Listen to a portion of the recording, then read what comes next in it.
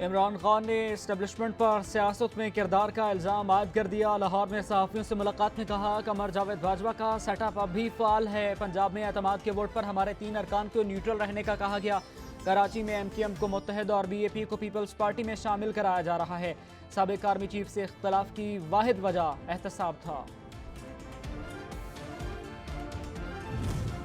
جو 4.25 سال جو حکمرانی رہی نیازی کی، وہ کسی سے ڈھکی چھپی نہیں۔ انہوں نے سلیکٹ کر لیا عمران خان کو، الیکٹ تو کر نہیں سکے۔ عمران خان نے حکومت کرنی شروع کی تو ہر اس شخص سے بدلہ لیا جو اس کے خلاف کسی نے منہ سے کوئی لفظ نکالے۔ عمران خان محسن کچھ سیاستدان ہیں، احسان کرنے والوں کو ڈس لیتے ہیں۔ ایاز صادق کی تنقید، کہا جہانگیر اور علیم خان واضح مثال ہیں۔ انہوں نے 4 سال کی کارکردگی سے خود کو بے نقاب کر لیا، اب کوئی بیساکھی ملے گی نہ نعرہ دیا جائے گا۔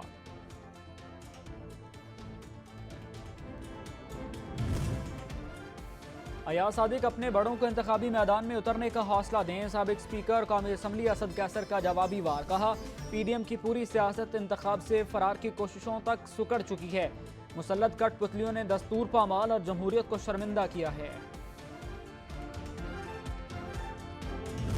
نااہلیاں وفاق سے لے کر صوبے تک اب عیاں ہو چکی ہیں۔ ان بیان بازیوں سے وہ اپنی ناکامیوں پر اب پردہ نہیں ڈال سکتے، وہ ایکسپوز ہو چکے ہیں۔ ماضی میں اگر ملک کے اندر کوئی کرپشن ہوئی ہے تو لوگوں کو بھلا دیا ہے انہوں نے اپنے اس مہا کرپشن کے نتیجے میں۔ خیبر پختونخوا میں بدامنی بڑھ رہی ہے، صوبائی حکومت ہاتھ پر ہاتھ دھرے بیٹھی ہے۔ عمران خان بیرونی ایجنڈے کے تحت ملک کے خلاف سازش کر رہے ہیں۔ مولانا فضل الرحمان کے لفظی وار، کہا پی ڈی ایم نے سیاسی مفاد کو ریاست پر قربان کر کے ملک کو دلدل سے نکالا۔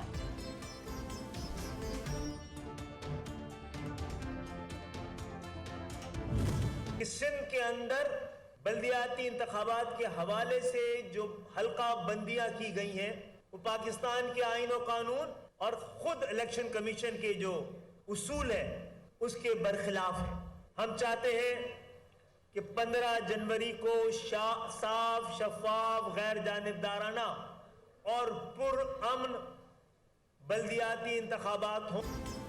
ایم کیو ایم نے حکومت کو اتحاد سے علیحدگی کی دھمکی دے دی۔ خالد مقبول صدیقی نے پریس کانفرنس میں کہا 15 تک کراچی اور حیدرآباد میں حلقہ بندیاں نہ کروائی گئیں تو سڑکوں پر آ جائیں گے۔ وزیر اعظم کو سندھ میں پیپلز پارٹی کے رویے سے آگاہ کر دیا، بتایا جائے ہمارے وعدوں پر کس قدر عمل درآمد ہوا۔ ایم کیو ایم کے دوست گلہ اور شکایت کر رہے ہیں کہ پیپلز پارٹی کے دوست اس ایگریمنٹ کے اوپر اس کی جو لکھائی ہے اس پر عمل نہیں کر رہے ہیں۔ اور گورنر سندھ نے پیپلز پارٹی سے ایم کیو ایم سے کیے وعدوں کی تکمیل کا مطالبہ کر دیا۔ داتا دربار حاضری پر میڈیا سے گفتگو میں کہا ملک کی صورتحال نفاق نہیں انفاق کی متقاضی ہے، مل بیٹھ کر مسائل کو حل نہ کیا تو حالات قابو سے باہر ہو جائیں گے۔